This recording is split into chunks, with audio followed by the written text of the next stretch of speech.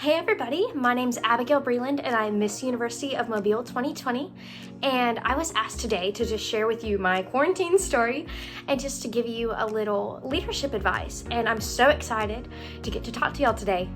Being Miss University of Mobile during a pandemic has caused me to think a lot more about my job as Miss UM, but I'm so thankful that I still get the opportunity to share with others, even if it's through a screen like this. Now, as I prepare for Miss Alabama, I'm going to be competing in Miss Alabama. We don't really know when that is yet, but as of right now, I'm still preparing for that. And what I get to do is share my platform with everyone. So I want to tell you a little bit about my journey. So when I came to college at the University of Mobile, I applied for many different leadership opportunities. I'm the kind of person that if there's an opportunity out there, I want to do it. I want to be involved in everything. But those things just really didn't work out for me at the time. And I mean, it was tough, but I realized it wasn't my time for those things. And then later on, fast forward to, I guess you would say, the summer going into my sophomore year, it kind of just worked out for me to be able to sign all the papers and get all the paperwork and get all my dresses to be able to compete in Miss University of Mobile. So that's kind of how my journey started with all of this. Because of the circumstances that we have right now, I'm basically reworking the whole job as Miss University of Mobile. So basically what my job is, when I have this crown on my head, I don't just get to wear a pretty crown all the time. But I get to go to schools, different events, things like that, and be able to talk to people about my social impact. And what that is called is true identity. And my platform really inspires this generation with the truth that they're not defined by a failure, a disability, or a label, but their true identity is found in the unique individual that they are. And I really wanted to take this time and encourage you with this truth today. I know that some of you are seniors and you really basically just lost half of your senior year. You didn't get to do the opportunities that you were looking forward to, and some of you are juniors and you're about to go into your senior year and have no idea what you're doing because half of your year got cut off. And even, sophomores and freshmen, same with you, your year got cut off. And I know that that's really upsetting. Half of my sophomore year just got cut off, but I feel like this time is honestly a blessing in disguise because we can use this time to really focus on ourselves.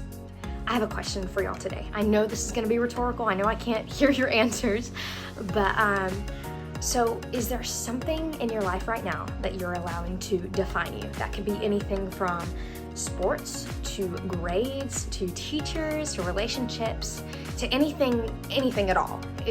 Are you allowing something to define you? And is that thing harming you from reaching your full potential? Just think about that for a second. And if you don't know it right now, just write it down, maybe think about it later.